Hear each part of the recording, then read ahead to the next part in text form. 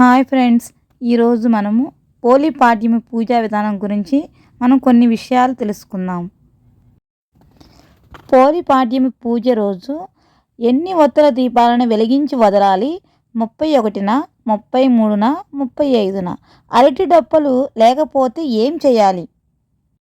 ఈరోజు non veg తినవచ్చా? తులసి కోట లేని వారు ఏం చేయాలి?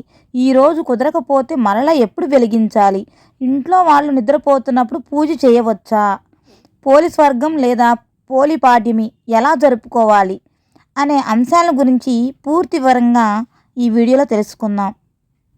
ముందుగా వీడియోకి లైక్ చేసి సబ్స్క్రైబ్ చేసుకోండి.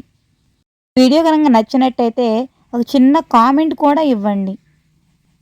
కార్తీక మాసం నెల పొడవునా 30 రోజులు కూడా ప్రాతకాలంలోనే నిద్ర లేవటం, ఆకాశంలో నక్షత్రాలు ఉండగానే దీపాలు వెలిగించటం, అలానే కార్తీక సోమవారాలు, కార్తీక పౌర్ణమి, ఏకాదశి ఇటువంటి పర్వదినాలలో చక్కగా ఉపవాసం ఉండటం, ప్రతిరోజు సాయంత్రం శివాలయానికో విష్ణు ఆలయానికో వెళ్ళి ఆకాశ దీపాన్ని సందర్శించటం, కార్తీక స్నానాలు, దానాలు ఇటువంటివన్నీ పాటిస్తుంటారు. వీటన్నిటినీ ఆచరిస్తున్న స్త్రీలకు సహజంగా ఆటంకాలు వస్తాయి. ఆ 4 రోజులు చేయలేకపోయామే అనే బాధ అనేది ఉంటుంది. అటువంటి బాధ లేకుండా ఆ 4 రోజులు కూడా దీపాన్ని పెట్టిన పుణ్యాన్ని పొందడానికి ఏర్పాటు చేసిన ప్రక్రియే ఈ పోలిపాడ్యమి. శ్రద్ధ కలిగిన వారికి మాత్రమే పరమేశ్వరుడు అనుగ్రహిస్తాడు అని చెప్పేటటువంటి అత్యంత ప్రధానమైన ఆంతర్యం కూడా ఈ పోలి స్వర్గంలో మనకు కనపడుతుంది. పోలిపాడ్యమి ఎలా జరుపుకోవాలి? ఇలా జరుపుకున్నట్లయితేనే ఈ కార్తీక మాస పుణ్యమంతా పొందగలుగుతాము అని చెప్పుకునే అంశాలు ఏమి ఉన్నాయి అనేది ఇప్పుడు గమనించే ప్రయత్నం చేద్దాం. పోలిపాడ్యమి ఇది మార్గశిర మాసంలో పాడ్యమి తిథి ఉన్న రోజు జరుపుకుంటాం. అంటే కార్తీక అమావాస్య మరుసటి రోజు.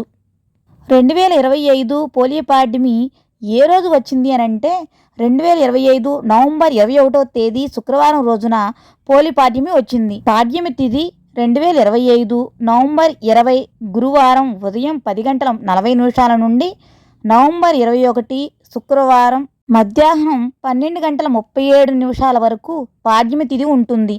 దీపాలను వదలాల్సిన సమయము 2025 నవంబర్ 21 శుక్రవారం ఉదయం 6 గంటల లోపు, అంటే సూర్యోదయానికి కంటే ముందలే దీపాలను వదలాలి. పోలిపాడ్యమి పూజా విధానం: ఆకాశంలో నక్షత్రాలు ఉండి సూర్యోదయం కాకముందే ఇంట్లో ఉండే తులసమ్మ దగ్గర ఆవు పేడతో అలకాలి. కుదరకపోతే ఆవు పేడ పిడకలు దొరుకుతాయి కదా, వాటిని నీటిలో కలిపి చల్లాలి. ఆవు పేడతో అలికిన తర్వాత బియ్యం పిండితో పద్మం, స్వస్తిక్, చక్రం, శంఖం, కృష్ణ పాదాలు ముగ్గులు వేయాలి. ముగ్గులలో పసుపు కుంకుమ వేసి తులసమ్మకి యథాశక్తిగా పూజ చేయాలి. తులసి కోట దగ్గర చక్కగా దీపాలు పెట్టండి. తులసికి నీరు పోయండి. కాస్త పసుపు కుంకుమ గంధం తోటి అలంకరించండి. తులసి చెట్టు మొదట్లో వేయకూడదు, కాండానికి రాయండి. ఆ తరువాత అగరబత్తీలు వెలిగించి దీపాలు చూపించి నైవేద్యం నివేదించి లక్ష్మీనారాయణకు నమస్కరించుకోండి. ఆ తరువాత తులసి అష్టోత్తరం, కార్తీక దామోదర అష్టోత్తరం పఠించాలి. తులసి కోట లేని వాళ్ళు ఇంటి బయట ఈశాన్యం మూల లేదా పూజా మందిరంలో ఈ పూజని ఆచరించాలి. కార్తీక మాసం అంతా దీపారాధన చేసిన పుణ్యం ఫలం కలగడానికి గాను మొత్తం 33 ఒత్తులను తులసి కోట దగ్గర వెలిగించాలి. 33 ఒత్తులే ఎందుకంటే కార్తీక మాసంలో ఉండే 30 రోజులకు గాను 30 ఒత్తులు, తిథులు హెచ్చు తగ్గులకు గాను 1 ఒత్తి, మిగిలిన 2 ఆ రోజు వెలిగించాల్సిన దీపాలు. మొత్తం 33 ఒత్తులతో దీపాన్ని వెలిగిస్తారు. 33 కోట్ల దేవతలు మనకు ఉన్నారు అని ప్రతీకగా 33 ఒత్తులతో ఈ దీపాలను వదులుతారు. చెరువులు నదులు దగ్గరలో ఉన్నవారు అక్కడికి వెళ్ళి అరటి డొప్పలలో దీపాలు విడిచిపెట్టాలి. చెరువులు నదులు లేని వాళ్ళు ఇంట్లో ఇత్తడి పళ్ళెంలో నీరు పోసి అరటి డొప్పలలో దీపాలు వెలిగించాలి.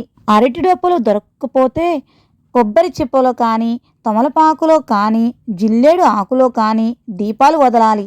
తర్వాత చేతిలో అక్షంతలు పట్టుకొని పోలి స్వర్గం కథ చెప్పుకొని కొన్ని అక్షంతలు తులసమ్మకు వేసి కొన్ని అక్షింతలు తల మీద వేసుకోవాలి. ఈ పూజను ఎవరైనా చేయవచ్చు. ఈ రోజున నాన్ వెజ్ తినటం అసలు మంచిది కాదు.